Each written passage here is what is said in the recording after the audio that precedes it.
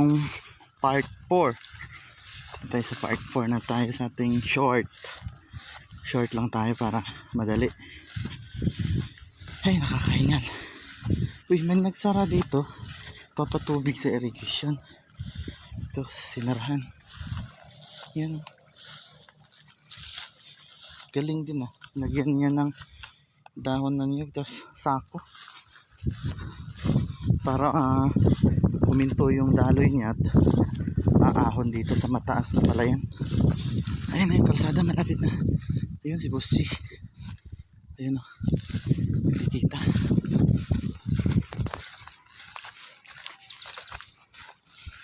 Pakita si Boss G.